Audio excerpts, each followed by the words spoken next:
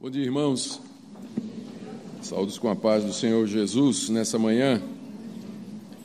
Ontem, na ilustração do piqui, eu estava em dúvida, porque eu não sabia se eu falava do piqui ou da camisa do Atlético.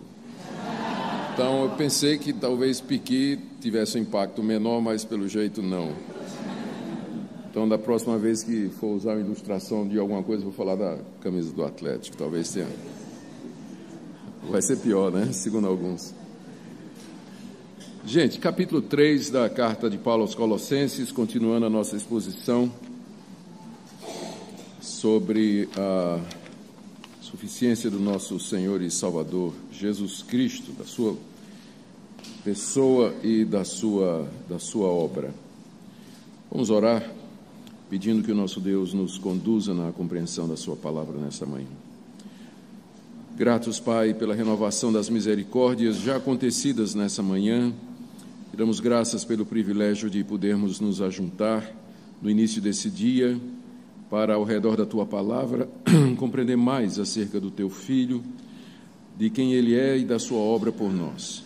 Agora, quando queremos ver as implicações práticas disso para o nosso dia a dia, pedimos que o Senhor encaminhe o nosso entendimento, incline a nossa vontade e nos ajude, ó Deus, a amar o Teu querer, a ponto de mudarmos ou sermos mudados naquilo que impede uma vida santa e reta aqui nesse mundo. Ouve a nossa oração em nome de Jesus. Amém.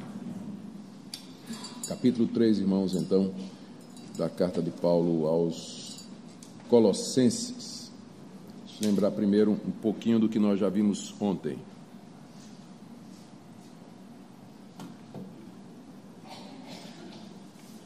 Ontem nós abordamos o tratamento que Paulo fez mais diretamente de 4 pontos principais daquele movimento herético que ameaçava a integridade da igreja de Colossos. Vimos como Paulo respondeu às demandas gnósticas, verso de 8 a 10, respondendo que em Cristo habitava corporalmente toda a plenitude da divindade, que em Cristo estávamos aperfeiçoados e que Cristo é o cabeça de todo principado e potestade. Depois ele entrou na questão do legalismo. Aqueles mestres eram judaizantes que queriam impor a lei de Moisés sobre os convertidos, especialmente a circuncisão, a dieta e o calendário. Paulo responde que em Cristo nós já fomos circuncidados, que em Cristo Deus cancelou o escrito de dívida que era contrário a nós, que consistia em ordenanças, uma referência às exigências da lei de Moisés, e que em Cristo nós já vencemos e triunfamos sobre os principados e potestades, depois que Cristo os despojou, desarmou, mediante a sua vitória na cruz. Isso aí vai até o verso 15. E, portanto, não deveriam deixar os colossenses que ninguém fosse julgá-los, porque eles não guardavam as leis de Moisés referentes à dieta, comida e também referentes aos tempos e épocas, o calendário religioso, porque Paulo diz que tudo aquilo era a sombra de Cristo. Uma vez que o corpo que projetava aquela sombra chegou, nós não precisamos mais da sombra porque temos a realidade. Em seguida, de 18 a 19, ele trata do terceiro componente daquela seita, que era o misticismo, que era baseado em visões e que acabava num culto a anjos.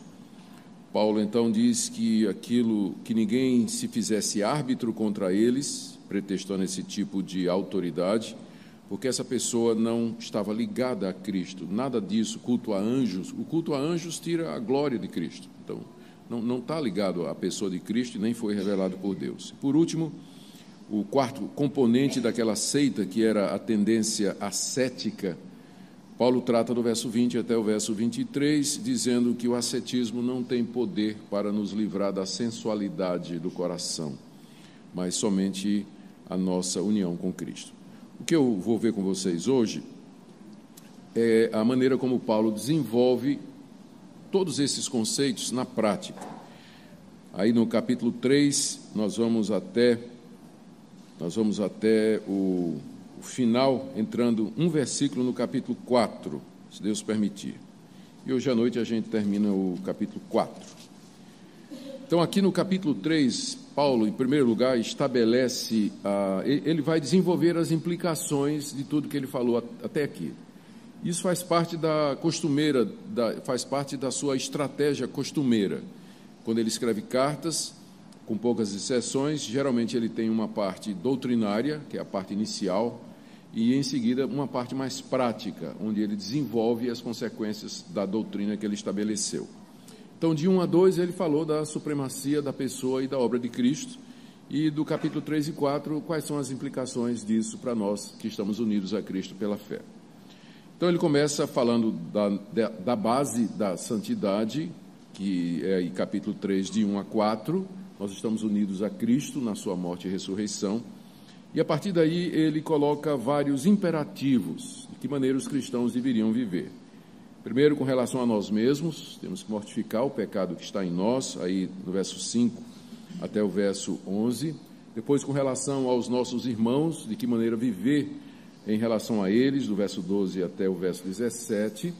Depois ele fala da vida em família, que vai do verso 18 até o verso 21, e da vida em sociedade, do verso 22 até o capítulo 4, verso 1.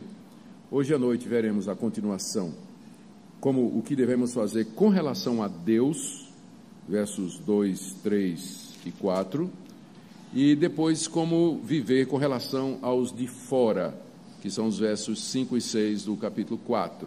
E aí ele termina a carta do verso 7 até o verso 18, mas isso é para hoje à noite, não quero me adiantar muito. Vamos então ver o que é que podemos fazer com o capítulo 3 nessa manhã. Vamos ler do verso 1 a 4. Portanto, se fostes ressuscitados juntamente com Cristo, buscai as coisas lá do alto, onde Cristo vive assentado à direita de Deus. Pensai nas coisas lá do alto, não nas que são aqui da terra, porque morrestes e a vossa vida está oculta juntamente com Cristo em Deus. Quando Cristo, que é a nossa vida, se manifestar, então vós também sereis manifestados com Ele em glória. Paulo aqui coloca dois imperativos, são duas ordens que nós encontramos aqui aos cristãos nesses 4 versículos. O primeiro está no verso 1, quando ele diz, buscai as coisas lá do alto. E o segundo, no verso 2, pensai nas coisas lá do alto e não nas que são aqui da terra. Notem que essa perícope, essa passagem, ela começa com o portanto. O portanto introduz as consequências do que aconteceu antes. Antes ele falou da obra completa de Cristo, quem é Jesus e da nossa união com Ele. Portanto, à luz dessa verdade, vocês têm que, primeiro, buscar as coisas lá do alto e, segundo, pensar nas coisas lá do alto. Se Cristo é aquilo que Paulo disse que Ele é, a imagem do Deus invisível, a exata expressão do seu ser, se nele habita corporalmente toda a plenitude da divindade, se nele estamos aperfeiçoados, somos justificados, se nele a lei foi cancelada com relação a nós, se nele triunfamos dos principados e potestades, o resultado evidente é que Cristo é o centro da nossa vida. Ele é o nosso ponto de referência, para o qual tudo que somos e fazemos converge. Daí então, buscai as coisas lá do alto, onde Cristo vive assentado à direita de Deus. Essa é a primeira consequência de tudo que ele falou até agora. A minha busca, ou seja, o meu interesse maior na vida, não está aqui nesse mundo, mas está na pessoa de Cristo, que está assentado à direita de Deus, tendo feito a purificação pelos nossos pecados, tendo ressuscitado dos mortos e agora entronizado no centro do universo, governando todas as coisas. Então, o Cristo exaltado deve ser o objeto da minha busca aqui nesse mundo. Quando ele diz, buscai as coisas do alto, onde Cristo vive assentado às coisas de Deus, ele está repetindo aquilo que Cristo disse no Sermão do Monte, buscai em primeiro lugar o reino de Deus e a sua justiça, e as demais coisas serão acrescentadas. Então, a vida do cristão é orientada para Jesus, para o Senhor Jesus, para as coisas do alto. E coisas do alto, Paulo está falando genericamente, se refere especificamente à pessoa de Cristo e aquilo que ele representa. Então, muito embora eu esteja no mundo, eu estou ocupado com o meu trabalho, com o meu emprego, para os meus estudos, meus relacionamentos. Estou ocupado em constituir uma família, criar os filhos. Todas essas coisas são boas, elas são legítimas, mas elas não são a coisa mais importante para o cristão. Todas estas coisas são feitas à luz dessa minha busca constante pela pessoa de Cristo, em oração, devoção, estudo, comunhão com Ele, tirar tempo para estar com Ele, refletir, meditar sobre a sua pessoa e sobre aquilo que Deus nos dá. Então, essa busca diária das coisas do alto é que deve caracterizar alguém que crê que, de fato, Cristo é suficiente e que Ele tem a primazia em todas as coisas. Uma boa ocasião para a gente se fazer essa pergunta. O que é que eu busco? O que é que tem prioridade na minha vida? Para quem são os meus primeiros pensamentos quando eu acordo e para quem são os últimos pensamentos antes de dormir? Durante o dia, a quem eu elevo constantemente os meus pensamentos? Quem ocupa a minha mente, o meu coração, e quem é o objeto do meu desejo durante o meu dia? A resposta teria que ser nos termos do que Paulo está dizendo aqui. As coisas do alto, onde Cristo vive assentado à direita de Deus. Semelhante a isso, a segunda exortação, no verso 2. Pensai nas coisas lá do alto, não nas que são aqui da terra. Quando Paulo diz isso, ele não está proibindo que a gente pense nas coisas básicas da nossa humanidade. Eu tenho que pensar como é que eu vou pagar minhas contas no final do mês. Eu tenho que pensar como é que eu vou, que ônibus eu vou tomar daqui para o centro da cidade. Eu tenho que pensar de que maneira eu vou administrar uma crise doméstica lá, ou de que maneira eu vou resolver um problema que o meu filho está tendo na escola. Então, Paulo não está pedindo para a gente deixar de ser humano aqui, quando ele diz para pensar nas coisas do alto, em vez de pensar nas coisas daqui da terra. O que ele está dizendo é que nós devemos olhar para todas estas coisas, sempre da perspectiva do céu. Olhar para o meu trabalho, criação de filhos, o meu lazer, o meu namoro, a partir das coisas do alto. Pensar nelas. Vou tomar uma decisão, eu penso, o que é que Cristo tem a dizer a respeito disso? O que é que Deus tem a dizer a respeito disso?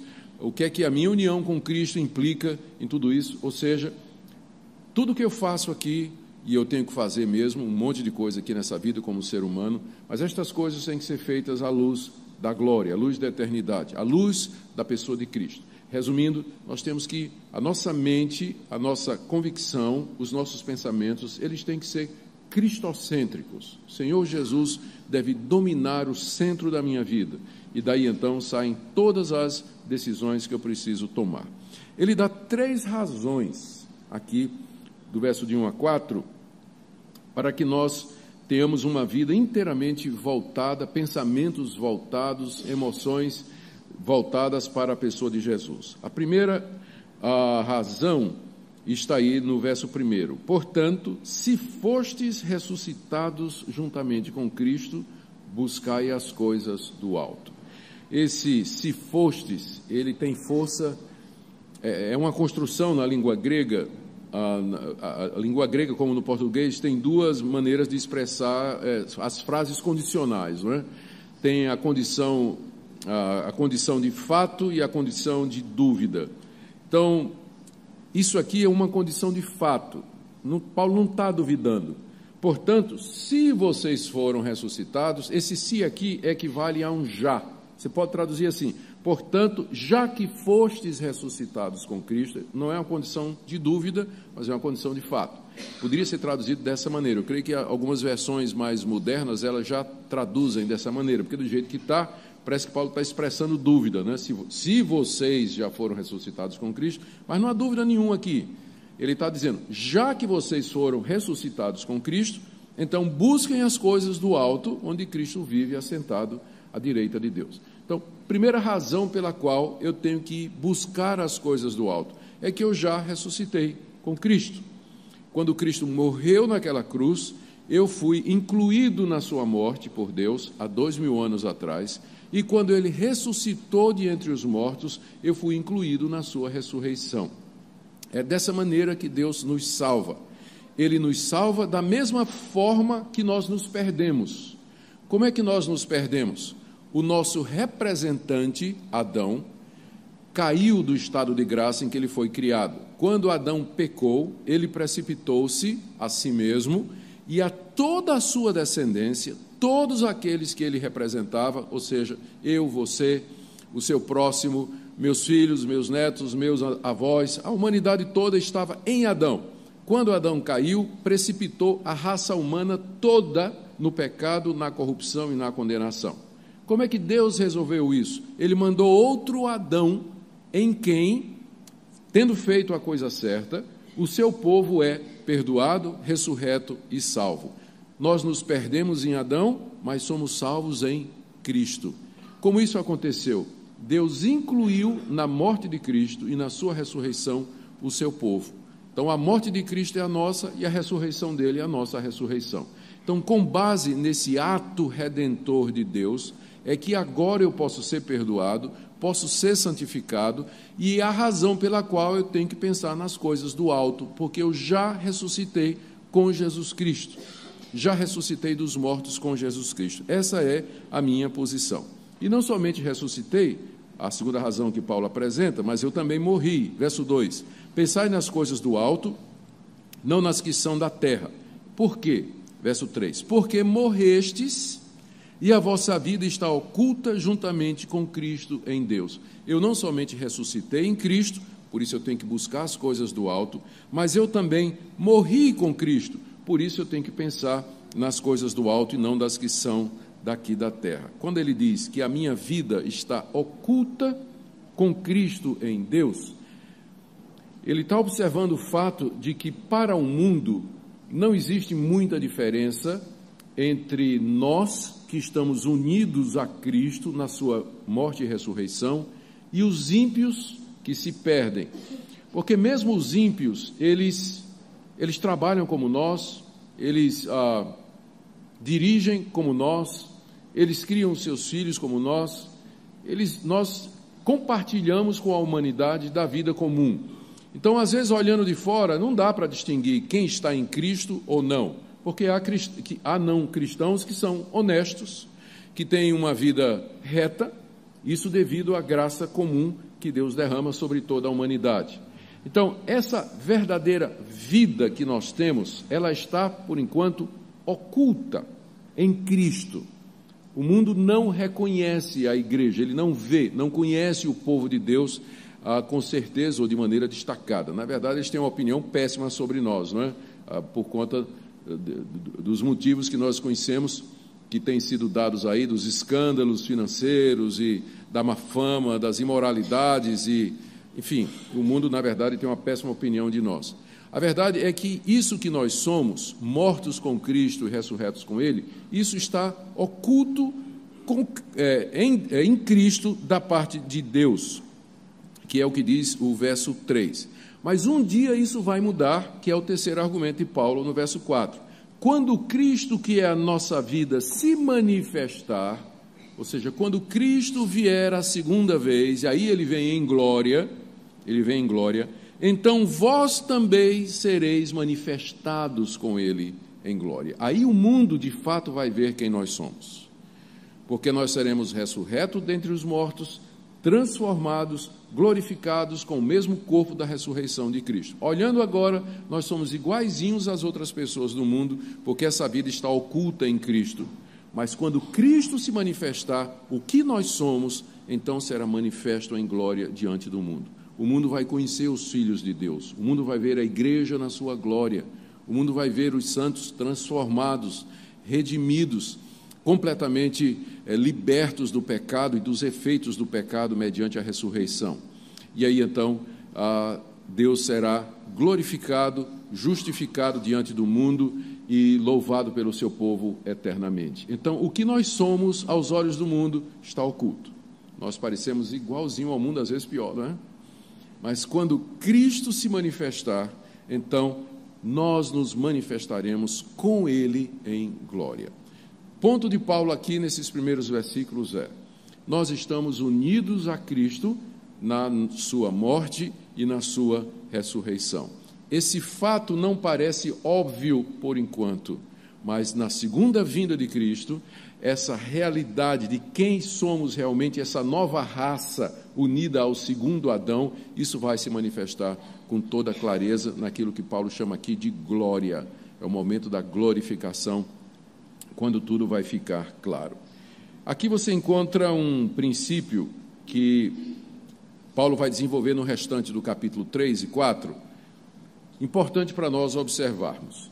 E o que a gente já percebeu aqui é que os imperativos que Paulo coloca, tipo, buscai as coisas do alto, pensai nas coisas do alto, eles são baseados em coisas que Deus fez. Geralmente o modo verbal na língua grega e também em português, que é usado para descrever um fato, é chamado o indicativo. Então, o modo indicativo do verbo é usado para apontar para uma realidade. O modo imperativo é o modo da ordem.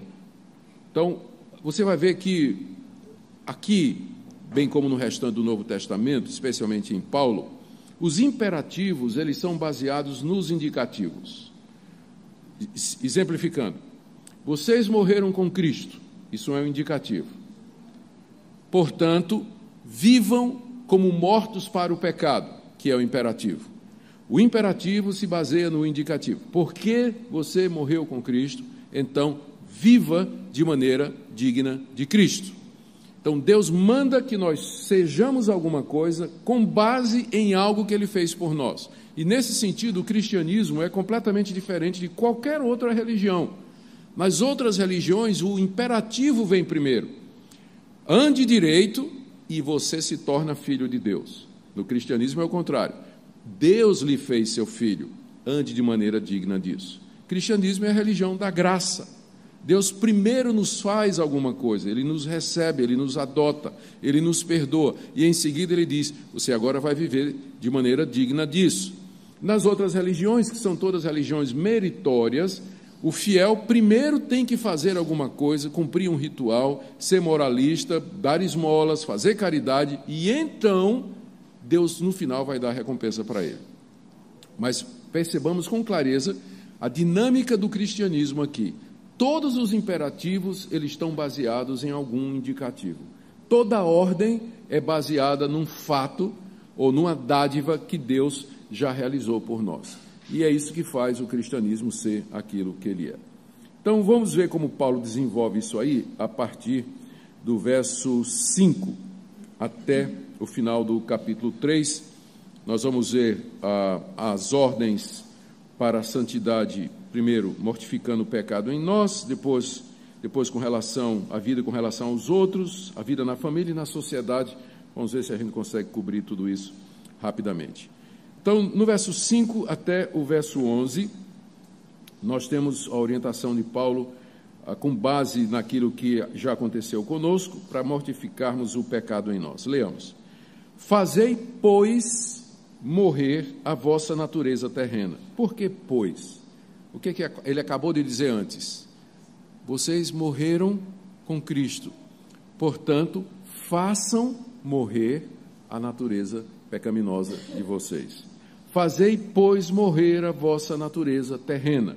Prostituição, impureza, paixão lasciva, desejo maligno e avareza, que é idolatria. Por estas coisas é que vem a ira de Deus sobre os filhos da desobediência. Ora, nestas mesmas coisas andastes vós também no outro tempo, quando vivíeis nelas. Agora, porém, despojai-vos igualmente de tudo isso: ira, indignação, maldade, maledicência, linguagem obscena do vosso falar. Não mintais uns aos outros, uma vez que vos despistes do velho homem com seus feitos, e vos revestistes do novo homem, que se refaz para o pleno conhecimento, segundo a imagem daquele que o criou, no qual não pode haver grego nem judeu, circuncisão nem incircuncisão, bárbaro, cita, escravo, livre, porém Cristo é tudo em todos. Vocês percebem essa dinâmica aqui. Vários imperativos, mas todos eles ancorados naquilo que já Deus fez por nós. O primeiro imperativo dessa seção está aí no verso 5. Fazei morrer a vossa natureza terrena. Fazer morrer, literalmente, mortificai a vossa natureza terrena. A natureza terrena aqui é usada no sentido pejorativo. Se refere à nossa natureza pecaminosa, em contraste com a glória de Cristo, que está sentado no alto e que está em toda a sua perfeição e imortalidade. Ao contrário do meu Salvador Jesus Cristo, eu tenho uma natureza terrena. Ela é mortal, ela é vulnerável e ela está manchada pelo pecado. E essa natureza, ela não é tirada na hora da conversão. Ela não é tirada, não é nessa fase de agora que Deus tira essa natureza terrena de nós. A natureza pecaminosa terrena, ela permanece em nós mesmo depois de convertidos, mesmo depois que nós somos salvos pela graça mediante a fé. E essa natureza é a origem de todos os pecados atuais que nós cometemos, mesmo depois de crentes. Então, essa natureza, ela precisa ser mortificada. Você precisa sufocá-la, matá-la, por assim dizer, todo dia. Todo dia você tem que fazer morrer essa sua natureza terrena. Mas a base para você fazer isso, como nós já vimos ontem, não é a ascese que era pregada pelos falsos mestres, mas o fato de que eu já estou morto para o pecado mediante Jesus Cristo, como ele diz aqui no verso 3, morrestes, e a vossa vida está oculta com Cristo em Deus. Então, eu já morri para o pecado, portanto, faça morrer sua natureza terrena. Não é engraçado isso? Deus diz assim, olha, você já morreu para o pecado, então faça morrer sua natureza terrena. Ou seja, com base nisso que Deus está dizendo, eu vou agir contra o pecado. É isso que significa tomar posse. O pessoal usa o termo tomar posse, né, para as promessas de prosperidade material, né? Tome posse da saúde, tome posse da sua bênção, tome posse da sua prosperidade, tá. Mas, na verdade, o que você tem que tomar... Isso aqui é que é tomar posse. Deus está dizendo, você já morreu para o pecado, você foi crucificado com Cristo. Então, tome posse disso e diga não ao pecado todo dia. Então, a força que eu tenho para me negar a mim mesmo e negar ao pecado, não é a força que eu encontro em mim, na minha resolução, ou no meu caráter, ou qualquer outra virtude que eu tenha, porque eu não tenho.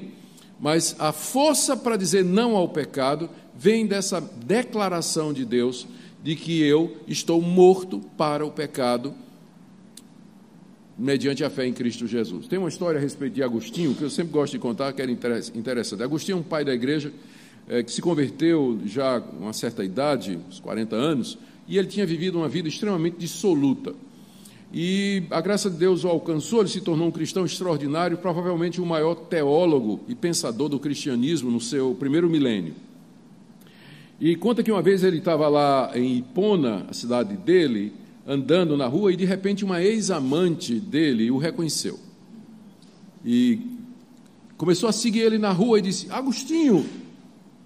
Agostinho ouviu a voz, não é, entendeu quem era e apertou o passo, né? E a mulher atrás, Agostinho! Agostinho, né, andando, a mulher gritou, Agostinho, sou eu! Ele se virou para trás e disse, mas não sou eu. Aí, ó, foi embora. Né? Está morto. Estou morto. O velho Agostinho já era. Aqui é um novo Agostinho, então não sei quem é a senhora, com licença. Né? Bom, de passar bem, vou embora. É um exemplo simples, né, do que seria você tomar posse disso. Você morreu com Cristo para o pecado.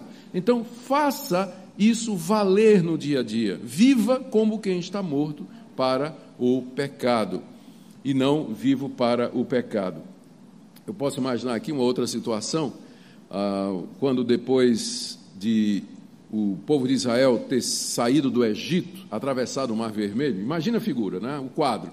O Mar Vermelho se abriu, os israelitas atravessaram, Faraó do outro lado com seus exércitos, não puderam acompanhar, quem tentou morreu afogado, os israelitas agora de um lado, agora completamente livres, depois de 430 anos de escravidão, um povo novo, uma nova realidade, atravessaram o Mar Vermelho, e do lado de cá o antigo patrão, Faraó, representando todos aqueles séculos de escravidão. Imagine agora o Faraó gritando, voltem! Vocês são meus escravos, vocês nasceram debaixo do meu império, do meu poder, são escravos a vida toda, voltem para me servir. Agora imagine um israelita lá do outro lado, ouvindo a voz do antigo patrão, ele se lança no mar, atravessa o mar a nado, chega do outro lado, se ajoelha diante de Faraó e presta obediência a Faraó. Parece ridículo, não é? Mas é exatamente isso que você faz toda vez que você peca. Porque Deus já disse, você já atravessou o mar vermelho, eu já libertei você, o pecado não é mais o seu senhor, você já morreu para o antigo patrão, você não tem que obedecer, você é livre em Cristo, portanto faça morrer a velha natureza, porque você já morreu com Cristo. Ele enumera aqui 5 coisas, 5 atos que são pertinentes da natureza pecaminosa. Primeiro, prostituição. Segundo, impureza. Terceiro, paixão lasciva. Quarto, desejo maligno. E o quinto, que é a avareza, nomeado por Paulo como sendo idolatria. Os 3 primeiros pecados aqui, essas 3 primeiras expressões da natureza pecaminosa, são na área da sexualidade. Prostituição, a impureza é a palavra porneia, a palavra mais ampla na língua grega para todo tipo de impureza, e paixão lasciva, ou seja, desejos impróprios com relação a outra pessoa. Isso aqui definiria bem a vida antiga, era o que eles eram antes de terem morrido com Cristo para o pecado. Eles viviam em prostituição, em impureza sexual e em desejos pecaminosos com relação a outras pessoas. Mas isso aqui já foi crucificado com Cristo. Isso então tem que ser mortificado diariamente. Faça morrer esse desejo de se prostituir, esse desejo de ver imoralidade, de ver pornografia, esses desejos que você tem por uma pessoa que não pode ser a sua pessoa, não pode. Então, isso você tem que sufocar, isso você tem que matar. E é claro, você só pode fazer isso tomando posse do que Deus já disse, porque você já morreu para isso. Você já morreu para isso. Ele ainda fala de desejo maligno, que é uma expressão muito geral, todo tipo de desejo mal, má intenção, o desejo de fazer o que não presta pelo motivo errado, e a avareza, que é amor ao dinheiro, e que é o único pecado na Bíblia que é equiparado à idolatria. É o único pecado na Bíblia equiparado à idolatria, porque, de fato, o rival de Deus é o dinheiro, como Jesus disse, você não pode servir a Deus e as riquezas. Então, as riquezas representam um Deus, um ídolo, que o homem ou vai servi-lo ou vai servi-lo a Deus. Por isso que a avareza, que é amor ao dinheiro, é chamado na Bíblia de idolatria. É o único pecado que tem esse nome, né, que é equiparado ao pecado de idolatria, é a avareza. Então, estas coisas fazem parte da nossa natureza pecaminosa e elas têm que ser mortificadas com base na minha união, na morte com o Senhor Jesus Cristo. E Paulo dá mais 2 razões para a gente mortificar essas coisas. Primeira, no verso 6, por estas coisas é que vem a ira de Deus sobre os filhos da desobediência. É por estas coisas que Deus vai derramar a sua ira no dia do juízo contra esses desobedientes. Vocês não são mais filhos da desobediência. Vocês eram filhos da desobediência. O que é que significa filhos da desobediência? Vocês eram filhos daquele primeiro casal desobediente. E vocês eram tão desobedientes como Adão e Eva. Mas agora vocês morreram com Cristo e ressuscitaram com um novo Adão. Vocês não são mais filhos da desobediência, vocês são filhos de Deus. Os filhos da desobediência, eles vão receber a ira de Deus por praticarem coisas como essa: prostituição, imoralidade, desejo lascivo, desejos maus, paixão lasciva, aliás, e a avareza. É por essas coisas que Deus vai castigar essas pessoas, aqui e no futuro, no dia do juízo. Então, não pratique estas coisas, porque é por elas que Deus vai castigar os ímpios. Segunda razão para você não praticar essas coisas, mortificar, está no verso 7. Ora, nessas mesmas coisas andastes vós também noutro tempo, quando vivieis nelas. Estas coisas faziam parte do passado dos colossenses, que eram pagãos, que não conheciam a Deus e viviam todo esse estilo de vida. Então, isso era o que vocês faziam antes, mas agora vocês estão unidos a Cristo, vocês foram salvos pelo Senhor Jesus, morreram com Ele, portanto, a vida de vocês tem que ser diferente. Vocês percebem como Paulo desenvolve, em termos práticos, tudo o que ele disse na primeira parte da carta. O Senhor Jesus, Ele é da parte de Deus A minha redenção, a minha salvação, nele estão escondidos todos os tesouros da sabedoria e da ciência. Nele eu sou perdoado, sou adotado. Nele eu já venci o mundo, venci o pecado, venci os principados e potestades. Mas o que é que isso representa na prática? Representa na prática uma vida de mortificação da vida pagã, dos desejos malignos, da vida de imoralidade, da devassidão que caracteriza um mundo sem Deus. Então é assim que nós devemos andar. O segundo imperativo está agora no verso 8. Primeiro foi, faça morrer a sua natureza pecaminosa, e ele deu duas razões para isso. Agora vem um segundo imperativo que está no verso 8. Agora, porém, ou seja, em contraste com a vida que vocês levavam antes, despojai-vos igualmente de tudo isso: ira, indignação, maldade, maledicência, linguagem obscena do vosso falar. Ele está dizendo basicamente a mesma coisa. Primeiro ele disse, faça morrer a natureza terrena. E agora ele diz, se despoje de tudo isso. Despojar significa tirar roupa, né? Tirar roupa, é nesse sentido. Dispa-se dessas coisas. Essas coisas são como trapos imundos e sujos sobre você. Você tem que tirar esses trapos de imundícia, de sujeira da sua vida. E ele enumera mais cinco coisas que caracterizam esses trapos imundos. Igualmente, despojai-vos de tudo isso. Aí vem ira, indignação, maldade, maledicência, linguagem obscena no vosso falar. Estas coisas são autoevidentes, não precisa de explicação, todo mundo sabe o que é ira. A ira aqui é a ira pecaminosa, porque existe uma ira justa, em que você fica irado contra o pecado.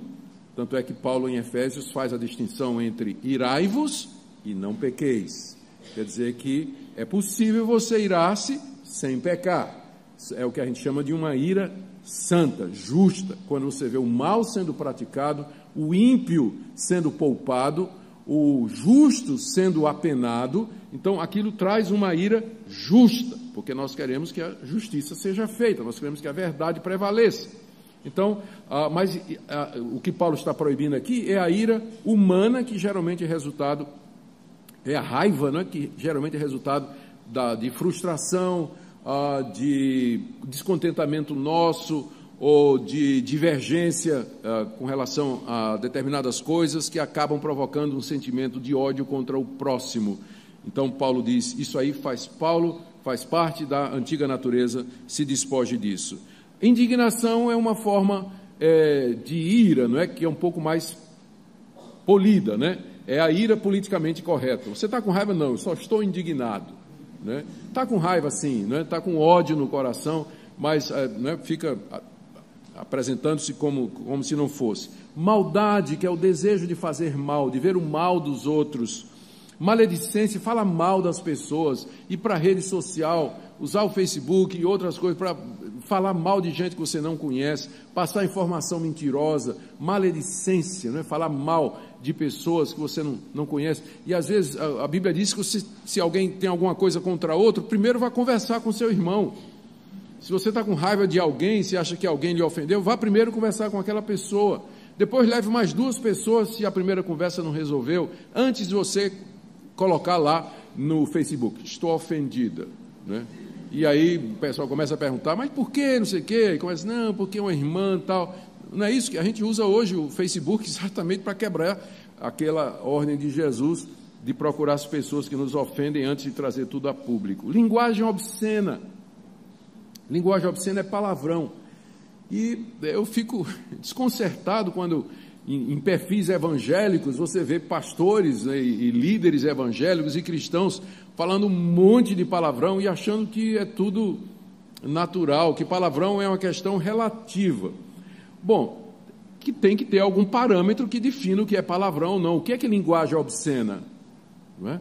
Tinha que ter, senão Paulo não teria dito isso aqui. Como é que eu vou poder obedecer a Paulo, me livrar da linguagem obscena, se eu não tenho uma definição do que seja obsceno? Então é possível definir obscenidade, não é a questão relativa de cada um é que acha se a palavra é obscena ou não. Mas existe um consenso. A gente sabe o que é uma palavra obscena. Ela fere, ela choca, ela é gráfica, ela retrata, ela é uma situação que a gente imagina. Então, todas essas obscenidades que são proferidas com as palavras, elas devem ser evitadas. A linguagem do cristão tem que ser cortês, tem que ser clara, tem que ser educada sempre. Palavras de graça para abençoar aquelas pessoas que nos ouvem. E não palavra obscena no seu perfil, no seu Face, ou mesmo conversando com as pessoas. A gente devia se livrar de todas estas coisas. São 5 coisas e Paulo acrescenta uma sexta no verso 9. Não mintais uns aos outros. A mentira também faz parte da natureza terrena e nós devíamos nos despojar. E aí ele coloca a razão. Quais são as razões pelas quais eu deveria me despojar da ira, indignação, maldade, maledicência, linguagem obscena e da mentira? A razão está no verso 9. Você tem que se despojar de tudo isso porque você já se despojou do velho homem com seus feitos. É o mesmo argumento anterior. Vocês já morreram com Cristo, vocês têm que mortificar sua natureza porque vocês já morreram com Cristo. E agora o que ele diz é o seguinte: vocês têm que se despojar dessas coisas porque você já se despojou do velho homem com seus feitos. Está aí no final do verso 9. Já vos despistes do velho homem com seus feitos. Quem é o velho homem? O velho homem é a natureza adâmica, é a natureza de Adão que está em nós. É chamado de velho homem porque Adão foi o primeiro homem, portanto ele é o mais velho. Ele é o mais velho da raça humana. Nós temos a natureza de Adão, aquela natureza desobediente, que se mostrou rebelde contra Deus lá no jardim do Éden. Somos filhos de Adão, filhos da desobediência, e o velho homem está em nós. Só que eu já me despi do velho homem, quando na cruz do Calvário o velho homem foi crucificado com Cristo. E eu me revesti do novo homem, verso 10. Quem é o novo homem? Se Adão é o velho homem, o novo homem é Cristo.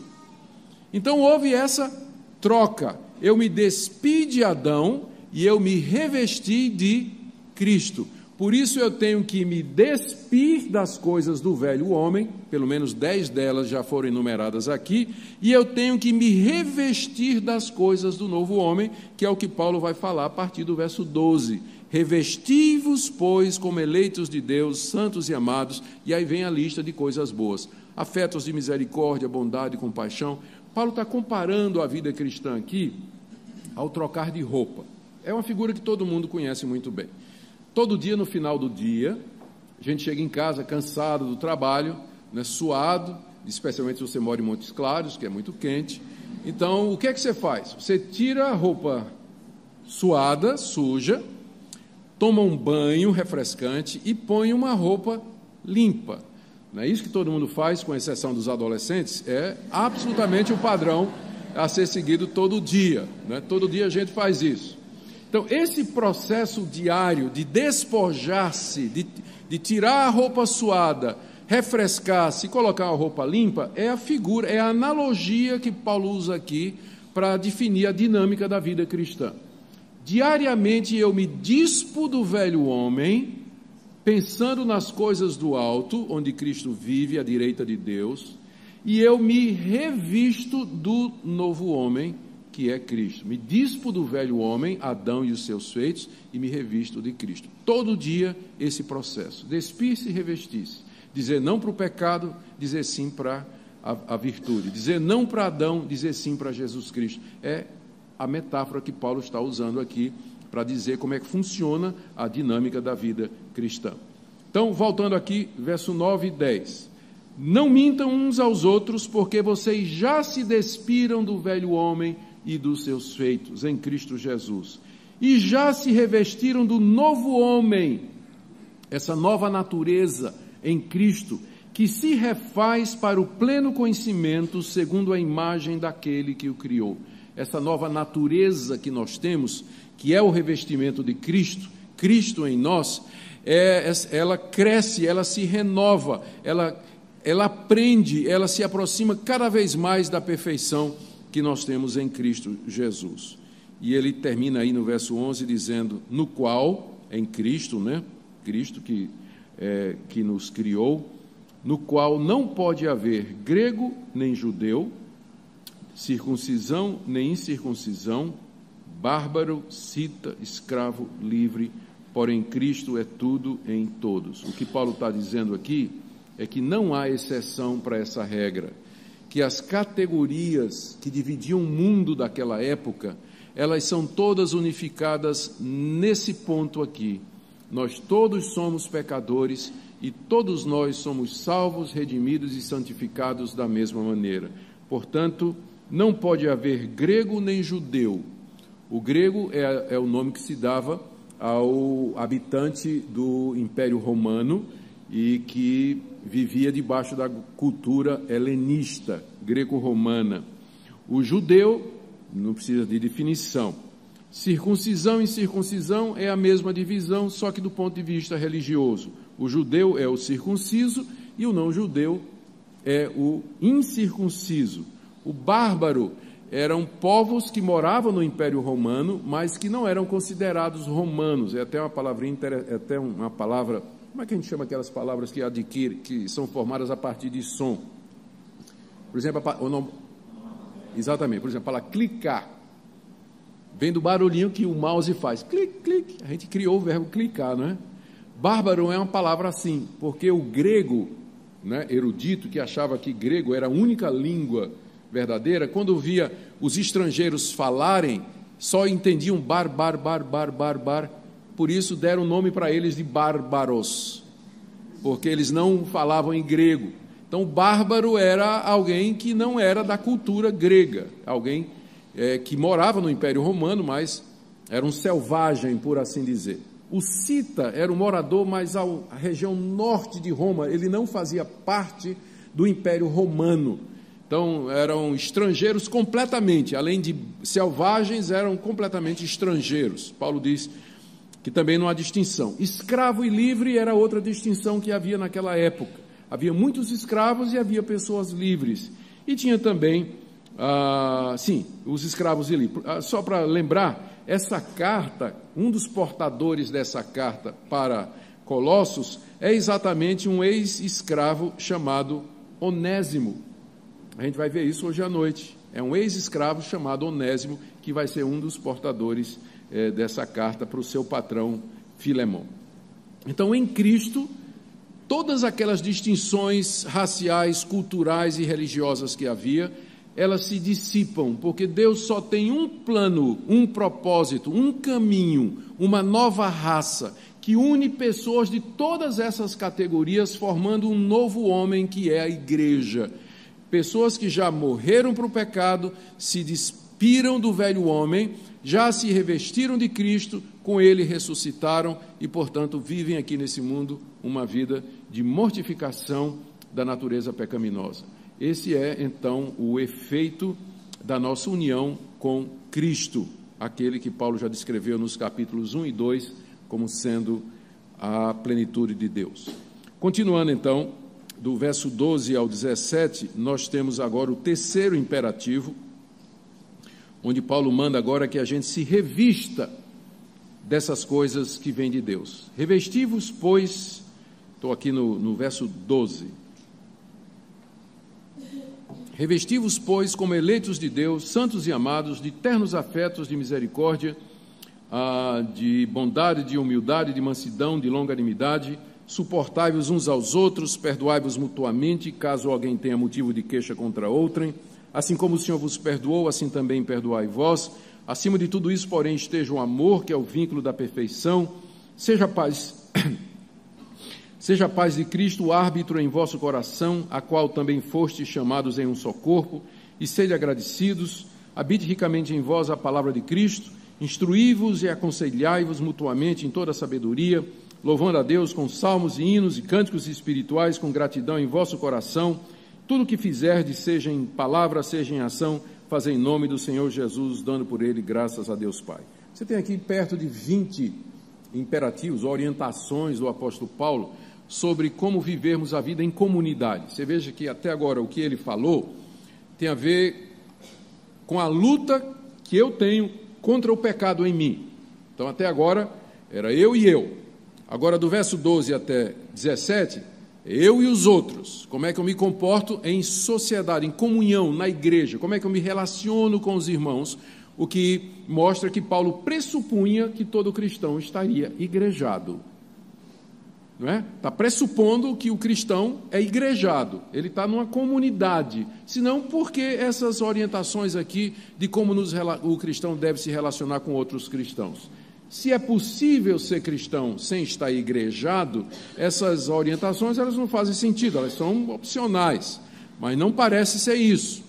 Paulo aqui está dizendo de que maneira aqueles que estão em Cristo devem viver, e eles vivem em comunidade. Nós estamos em igreja, estamos juntos, formamos um povo, estamos unidos, e existem as regras de engajamento. Como é que eu me relaciono, então, com pessoas que, como eu, creem no Senhor Jesus Cristo? E aqui que entra o lado positivo daquela analogia, revestir-se. Revestir-se. Paulo manda que a gente se revista de umas 20 coisas aqui, não é? Eu não vou entrar em detalhes em todas elas, mas elas em bloco, quando a gente lê tudo, tem um quadro, elas fazem uma impressão bem positiva em nós. Se revistam como eleitos de Deus. Paulo não tinha problema nenhum em usar o termo eleito, né?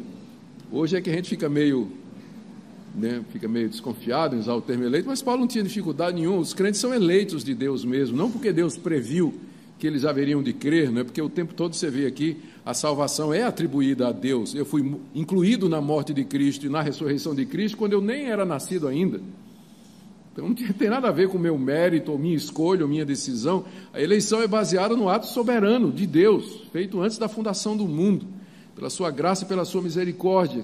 Ele escolheu um povo de entre a humanidade caída para ser o seu novo povo, a sua nova raça. De entre os filhos da desobediência, ele tirou aqueles que haveriam de ser o povo da desobediência, que será manifesto quando Cristo vier em glória.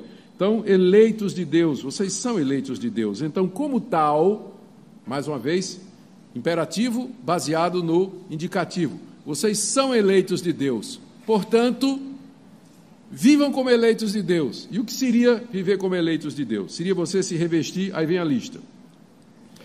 Eleitos de Deus, santos e amados por Deus, se revistam então de misericórdia, bondade, humildade, mansidão, longanimidade, que é exatamente o oposto do que ele disse no verso 5 e no verso 8. Aí vem, regras do engajamento no meio da igreja. Suportai-vos uns aos outros. Isso aqui é muito necessário. Por que suportar uns aos outros? Porque tem crente chato. Tem crente que é difícil. Tem irmãos de alta manutenção. A gente tem que estar dando manutenção para ele o tempo todo, né? Complicado, difícil, temperamento difícil. É crente mesmo. Crente fiel em Cristo Jesus. Mas é complicado, é pessoa difícil. A gente tem que admitir isso. Tem gente difícil mesmo. E o que é que a gente tem que fazer? Tem que suportar. Ele é o irmão em Cristo. Tem gente que não vai mudar mesmo, é temperamento. Não muda, não tem como. Pode abrandar, né? Pode mortificar, mas é o que ele é. Então, precisa suportar. Se fosse possível resolver todos os problemas da igreja, não haveria necessidade de Paulo dizer, você tem que suportar um ao outro. O que implica que nem todos os problemas na igreja serão resolvidos, então o crente precisa ter uma dose de suporte, né? Para poder viver em comunidade. Suportai-vos uns aos outros. Perdoai-vos mutuamente, o que significa que vai ter pecado entre irmãos. Que irmão vai ofender outro, irmão vai ficar chateado com outro. Aqui nesse mundo, a igreja do lado de cá, enquanto nossa vida está oculta, enquanto ainda não se manifesta o que nós, na verdade, havemos de ser, nós temos que aprender a perdoar os irmãos, caso alguém tenha motivo de queixa contra outro. Sempre vai ter alguém que tem motivo de queixa contra outro. Uma palavra que não foi dita corretamente, uma atitude que acabou ofendendo, enfim, qualquer outra coisa que venha, porventura, a machucar uns aos outros. Daí nós temos que nos perdoar, suportar, perdoar. E aqui, como Paulo sempre faz, assim como o Senhor vos perdoou, assim também perdoai vós. Mais uma vez, indicativo, imperativo. Deus perdoou você. Esse é o indicativo. Qual é o imperativo? Perdoe o seu irmão. Nas outras religiões é o contrário. Perdoe o seu irmão, e aí Deus vai perdoar você. Aqui é diferente. Deus já perdoou você em Cristo. Portanto, perdoe o seu irmão. Acima de tudo, verso 14, esteja o amor, que é o vínculo da perfeição. O vínculo é alguma coisa que une outras duas, né? A gente sabe o que é fazer um vínculo num pedaço. Se eu pegar dois papéis aqui, juntar um no outro e fizer isso, né? Eu juntei os dois papéis através desse vínculo. O amor é o vínculo da perfeição. Ou seja, a perfeição que nós desejamos, ela se consegue através do amor, que funciona como um vínculo que une os cristãos. Une perfeitamente os cristãos, porque o amor perdoa, suporta, espera o melhor, dá o benefício da dúvida antes de julgar o coração da pessoa. Então, de fato, o amor entre os irmãos é o vínculo da perfeição, é aquilo que une a igreja. Verso 15, a paz de Cristo seja o árbitro no coração de vocês. O juiz que vai decidir as controvérsias, de fato, é aquela paz que nós temos da parte do Senhor Jesus Cristo. Paz, que ele diz aqui no verso 15, a qual nós somos chamados em um só corpo. O corpo aqui é a igreja, nós somos chamados. E aqui é uma referência a chamado eficaz, não é? Esse aqui são os que Deus chamou e não aceitou recusa. Os outros Deus convida. Um convite você pode recusar, mas um chamado de Deus é o chamado eficaz. Então, por isso que a Bíblia se refere aos cristãos não somente como eleitos, mas também como chamados. É um dos termos prediletos no Novo Testamento para o cristão. Porque ninguém se torna cristão por vontade própria, ele tem que ser chamado. Ninguém quer Deus, se Deus não chamar, o cara não vem. Então, vocês foram chamados, formando um corpo, que é a igreja, o conjunto dos eleitos de Deus. Aí continua, verso 16, habite ricamente em vós a palavra de Cristo. A essa altura o Novo Testamento não estava formado.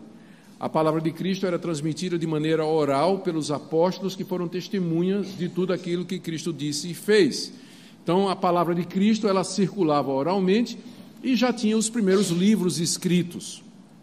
Então, a palavra de Cristo, transmitida pelos apóstolos e pelos escritos existentes, habitasse ricamente entre eles, ou seja, que eles estivessem mergulhados, estudiosos, imersos na palavra de Deus. E aí, o que vem em seguida está ligado a isso. Instruí-vos e aconselhai-vos mutuamente em toda sabedoria. Como é que eu vou fazer isso se eu sou um desigrejado que fica em casa assistindo culto pela internet?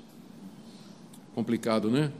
Instruí-vos e aconselhai-vos. O cristão precisa de comunhão, precisa de comunidade, onde ele vai ser instruído, onde ele vai ser aconselhado, onde ele vai ser corrigido, onde ele vai ser perdoado, onde ele vai ser suportado. Tudo isso é necessário para a vida cristã. Louvando a Deus com salmos e hinos e cânticos espirituais, com gratidão em vosso coração, e finalmente tudo que fizerdes, seja em palavra, seja em ação, fazer em nome do Senhor Jesus, dando por ele graças a Deus. Aqui do verso 12 a 17, como eu disse, Paulo explica como é a vida em comunidade. Do verso 5 até o 11, eu tenho que lutar contra o pecado no meu coração. De 12 a 17, como é que eu vivo na comunidade dos santos.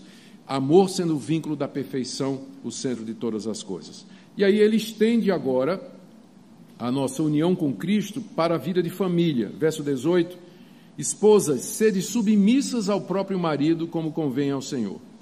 19, maridos, tratai vossa esposa, amai vossa esposa, e não a trateis com amargura. Filhos, em tudo obedecei a vossos pais, pois fazê-lo é grato diante do Senhor. E pais, não irriteis os vossos filhos, para que não fiquem desanimados. Então, agora Paulo detalha mais especificamente como essa união com Cristo, ela se reflete no casamento e na criação de filhos, na família. Primeiro, com relação à esposa que está unida ao Senhor Jesus, que foi redimida pelo Senhor Jesus, que busca as coisas do alto, que quer uma vida que reflita a vontade de Deus, ela vive uma vida de submissão ao próprio marido, como convém no Senhor. O motivo, Paulo sempre dando um motivo, né? Convém no Senhor que a esposa seja submissa ao seu marido. Por que é que a submissão da esposa convém no Senhor? Porque o Senhor Jesus é o cabeça da igreja e ele é visto aqui nessa analogia como sendo Cristo é o cabeça da igreja, assim como o marido é o cabeça da sua esposa. Então, da mesma forma que a igreja está sujeita a Cristo, a esposa deve estar submissa ao seu marido. Por isso que é conveniente, diante da analogia de Cristo e da igreja, conveniente que a esposa seja submissa ao seu marido. É claro que eu tenho que fazer aqui um monte de qualificação e responder um monte de perguntas, não é? Vou tentar responder. Primeiro, a palavra submissão está traduzida corretamente, sim. Não é um problema de tradução, não. Como às vezes a mulher olha assim e diz, não, mas isso aqui tem que ser um problema de tradução. Não, minha irmã. A palavra submissão aqui é submissão mesmo. Não vai ser por aqui a escapada, não. Tá certo? Não vai ser por aqui. Outra coisa que é bom você notar é que essa submissão é ao próprio marido. Não significa que a mulher é submissa a qualquer homem. Mas aqui no caso é a submissão ao seu marido, né? Não está dizendo que toda mulher, ela sempre é submissa a qualquer homem, absolutamente não. Aqui Paulo está falando do casamento, então ela é submissa ao seu próprio marido. Como o parâmetro aqui é o Senhor, significa que essa submissão, ela só é exigida enquanto os interesses do Senhor estiverem sendo atendidos. Se o marido exigir da sua esposa alguma coisa que não convém ao Senhor, então a mulher está desobrigada a obedecer ao seu marido, porque a lealdade da mulher é, em primeiro lugar, Cristo. A consciência da mulher cristã está submissa a Jesus Cristo. Se o marido quer conduzi-la por um caminho que é contrário a Cristo, biblicamente falando, ela está liberada para obedecer antes a Deus do que aos homens. Antes a Deus do que aos homens. Por isso que é bom que você case com alguém que seja crente, minha irmã. Apesar de ter uns crentes cabra safado, né? Os maridos tem mesmo. Mas as chances são menores de que você vai ter conflitos entre a sua consciência e o seu dever de submissão a Jesus Cristo. Então, e lembrando que essa ordem do verso 18 é compensada pela do verso 19. Maridos, amai vossa esposa e não a trateis com amargura. O papel do marido é amar a esposa como Cristo amou a igreja. Amar significa prover, sustentar, ajudar, compreender, servir. E se o marido faz isso, vai facilitar muito a tarefa da esposa de ser submissa. E se a esposa é submissa, vai facilitar muito o papel do marido em amá-la. Então, quando os dois cumprem o seu papel, o casamento anda redondinho e ninguém sai magoado, porque é fácil a gente se submeter a quem nos ama e é mais fácil ainda amar quem se nos submete. E uma vez que isso é feito, cada um cumpre a sua parte, tudo está resolvido.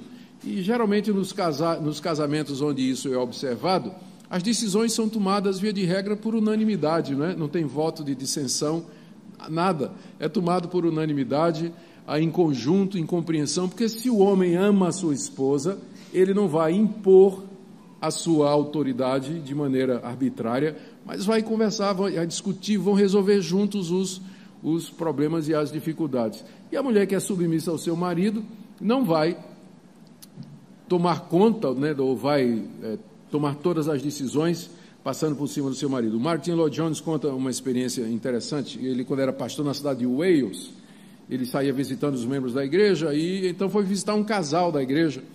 E logo que ele entrou na casa, ele percebeu a diferença dos dois. Ela era uma mulher inteligente, vibrante, energética, animada, comprometida. Ele morto nas calças, apagado, apático, sem liderança nenhuma, né? Ela brilhava com a intensidade do sol e ele lá apagado como um buraco negro. A coisa era... Aí eles entraram e ela já serviu tudo, conversou e tal, e ele percebia que de vez em quando, o tempo todo, né, ela dava um jeito de que a palavra final fosse do marido. Não é, querido? Não foi isso que você falou, tal. E ela, né, sempre valorizando o marido e, né, dando um up para o marido ficar na frente e tudo mais, né? Aí no final, na saída, eles se cumprimentaram na porta e o Martin Lloyd Jones chegou. A senhora me permite uma pergunta? Disse, pô, quem é realmente o cabeça dessa casa aqui? Ela disse, é o meu marido. Aí Lloyd Jones perguntou, e quem é que decidiu isso? Ela disse, eu.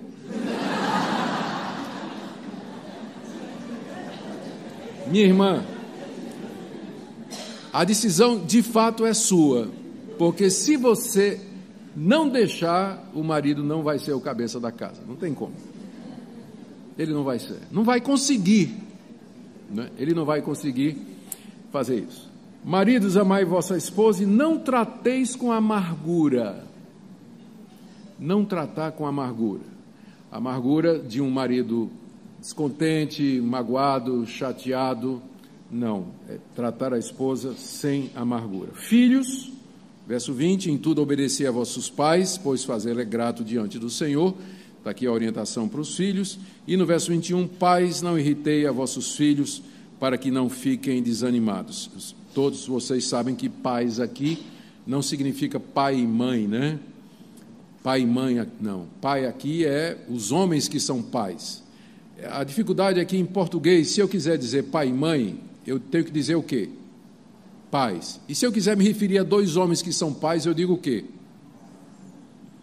Mas em inglês é diferente. Se eu quiser dizer pai e mãe, eu digo o quê? Parents.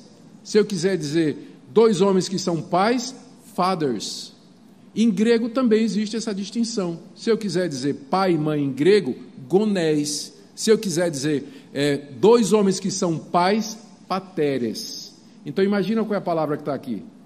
Pateres. Não está falando de pai e mãe, falando dos homens, ou seja, de quem é a responsabilidade de cuidar dos meninos e criar os meninos.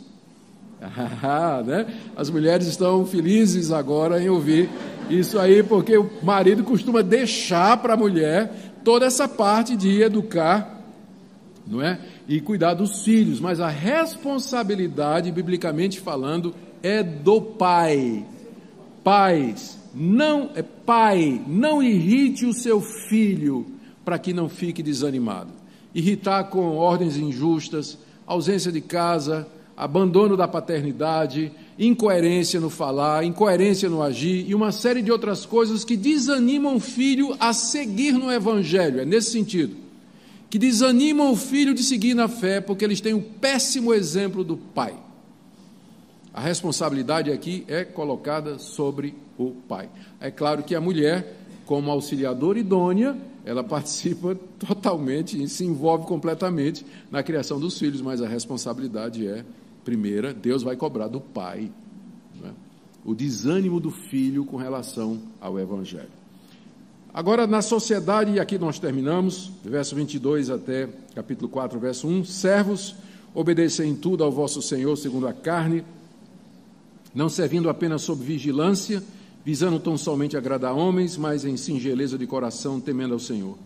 Tudo quanto fizerdes, fazei de todo o coração, como para o Senhor e não para os homens, cientes de que recebereis do Senhor a recompensa da herança, a Cristo o Senhor que estáis servindo.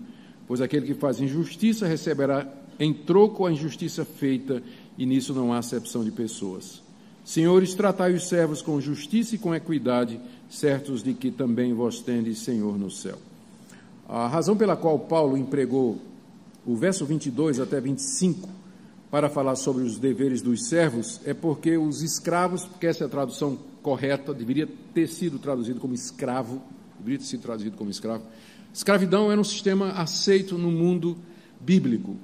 Não que a Bíblia aprovava, né? A Bíblia regulamentava uma situação que já existia para tornar a escravidão mais suportável. Mas as sementes da libertação e da demolição desse sistema já estão presentes em todo o Novo Testamento. Mas a realidade é que havia muitos escravos no Império Romano. Os escravos vinham de várias origens, prisioneiros de guerra,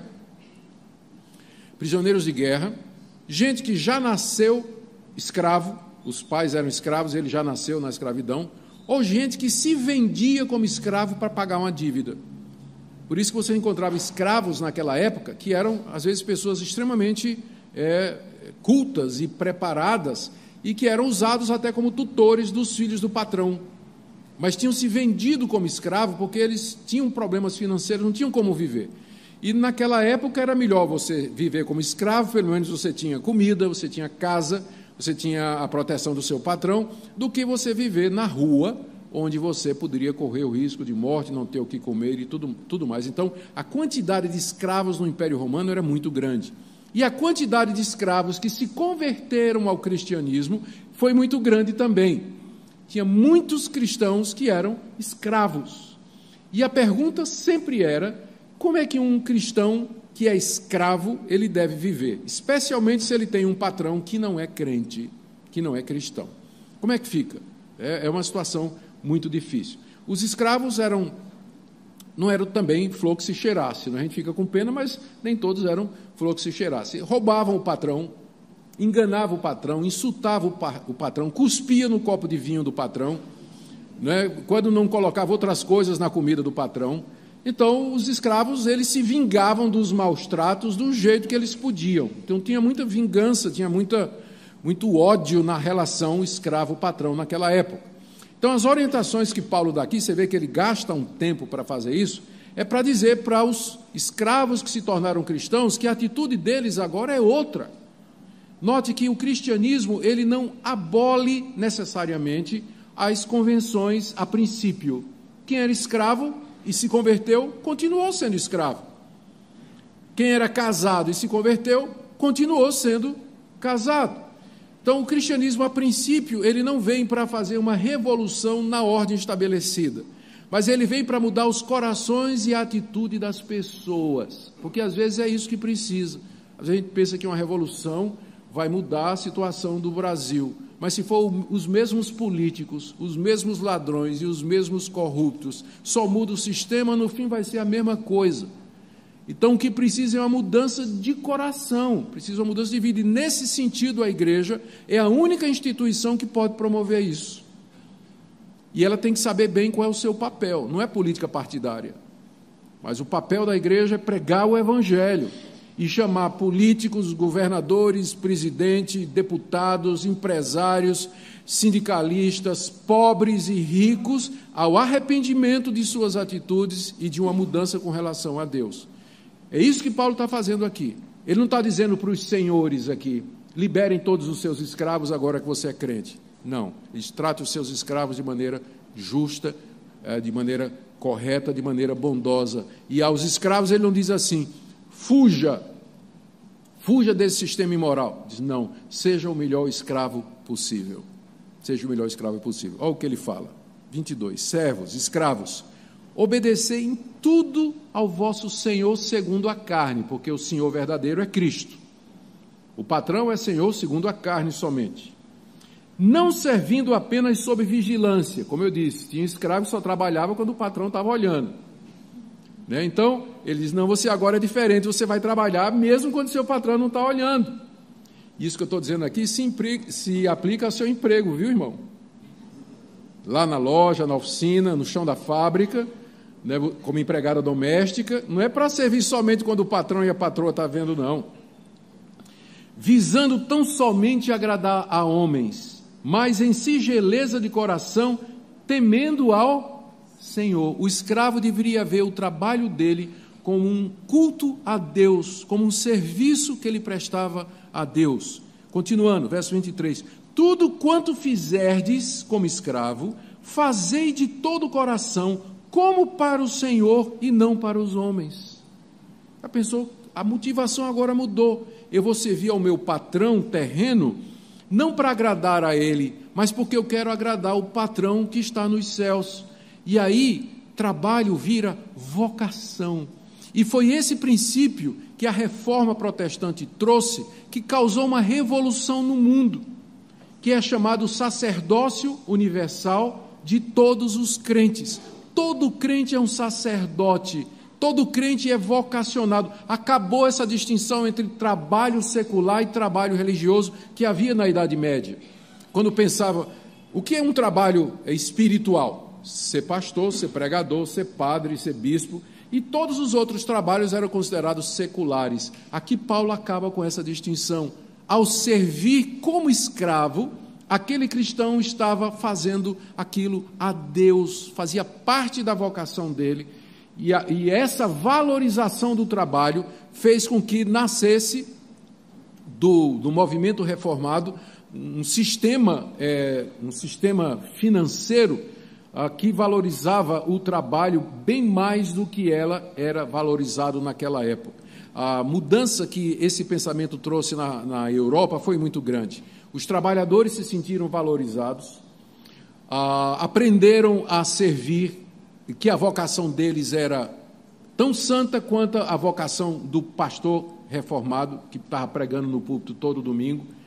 Isso trouxe uma mudança na economia e nos costumes da Europa, aonde o movimento reformado chegou, a partir desse princípio aqui, de que você, na vocação em que você está, você pode servir a Deus. Isso, eu creio, é tão importante no dia de hoje, porque quando a gente, tem muitos jovens que chegam e dizem assim, eu quero servir a Deus de todo o coração, eu quero dar minha vida para Deus, eu vou ser pastor. Eu digo, não, meu irmão, pelo amor de Deus, não precisa ser pastor não, seja o melhor médico de Montes Claros, vai ser o melhor advogado da cidade.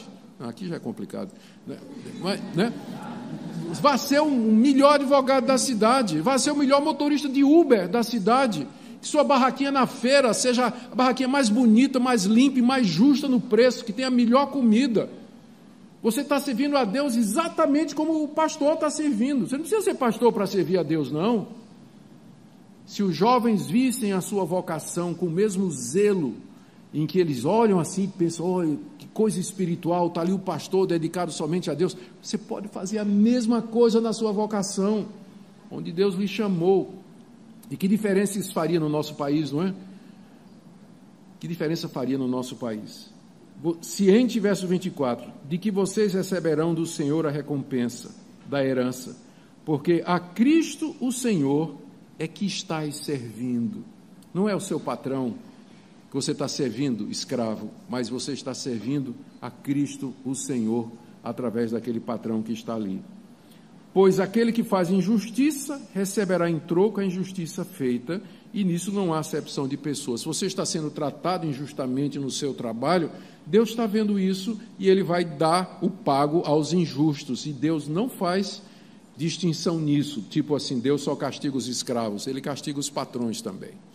E não há distinção diante de Deus, Ele dará a cada um segundo as suas obras. E, finalmente, no verso 1, senhores, aqueles senhores de escravos que se converteram, estavam na igreja, tratai os servos com justiça e equidade.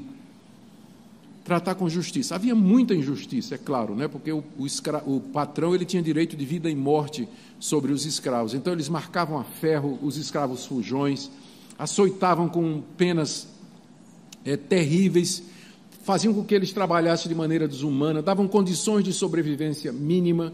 Não, aquele cristão que tinha escravos sob sua responsabilidade devia tratá-los com justiça e com equidade. Equidade aqui, igualdade, com misericórdia, certos de que vós tendes também um Senhor no céu. Você que é dono de escravo, você também é escravo. Você tem um patrão, e esse patrão está nos céus, que é o Senhor Jesus Cristo, e um dia você vai prestar contas de tudo isso. Gente, aqui você vê, então, como as implicações práticas daquilo que Paulo escreveu nos capítulos 1 e 2. E eu quero tirar aqui algumas lições para nós. A primeira delas, cristianismo não é somente a doutrina correta. Não é só a doutrina correta. Começa com a doutrina correta, capítulos 1 e 2. A pessoa de Cristo e a sua supremacia, a sua obra, a sua pessoa maravilhosa. Mas tudo isso desemboca na prática. Afeta meu casamento, a criação dos meus filhos, afeta o meu emprego, o relacionamento com os meus irmãos e minha vida particular na minha luta contra o pecado. O cristianismo ele é abrangente. O cristianismo tem pretensões sobre todas as áreas da vida. Cristo deseja dominar todas as áreas da sua vida. Ser cristão não é somente, já viram aqui, não é somente vir domingo na igreja para cantar, ouvir uma pregação, dar o seu dízimo, cantar no coral e ir embora. Mas o cristianismo tem demandas sobre cada aspecto da sua existência, individual, relacionamento com os outros, no seu casamento, criação dos seus filhos, em sociedade, como empregado, como patrão.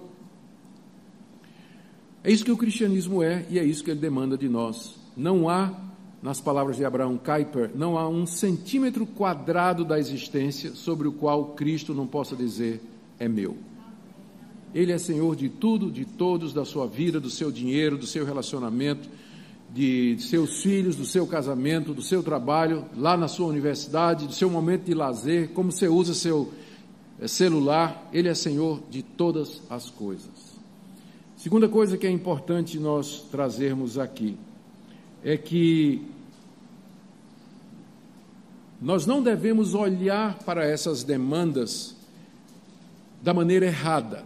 Como eu disse ontem, Cristo nos libertou da lei, no sentido de que a lei não é o caminho pelo qual nós somos justificados. Nós somos justificados pela graça de Deus, perdoados livremente em Cristo Jesus. Por causa disso, eu agora vou viver uma vida santa. Então, o crente, ele vive uma vida santa, não para ser salvo, mas porque ele foi salvo. A lei agora é a regra de gratidão e não de salvação. Eu creio que é Lutero que tem uma frase que ajuda a gente muito nisso.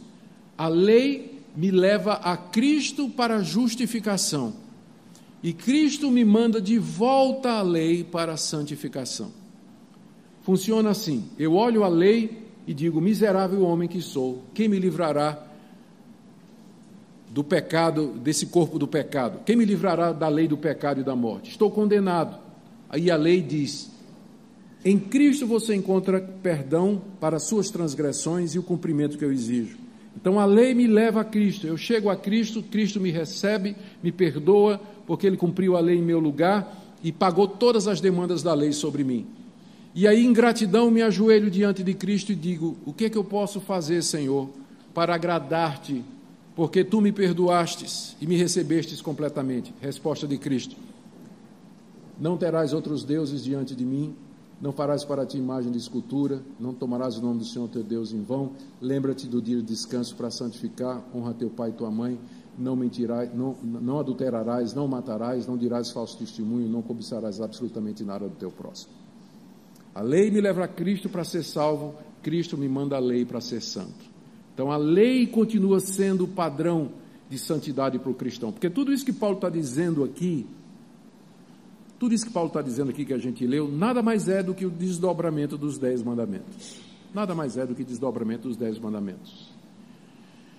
Então, nós fazemos isso não como legalistas, mas como gratos. A lei é a norma de gratidão e santificação, uma vez que nós somos libertos da sua condenação mediante a obra de Cristo Jesus. Amém? Oremos. Senhor, nos ajuda a viver uma vida santa, reta, cheia de gratidão, no casamento, na família, no trabalho, na relação uns com os outros, na igreja, de que nós possamos mortificar o velho homem que está em nós, tomando posse da Tua palavra, que já morremos para o pecado e já ressuscitamos com Cristo para uma nova vida. Abençoa aqueles Teus filhos e filhas nessa manhã que lutam por viver uma vida santa, que essa mensagem possa ajudá-los a compreender. Em nome de Jesus. Amém. Muito obrigado, irmãos.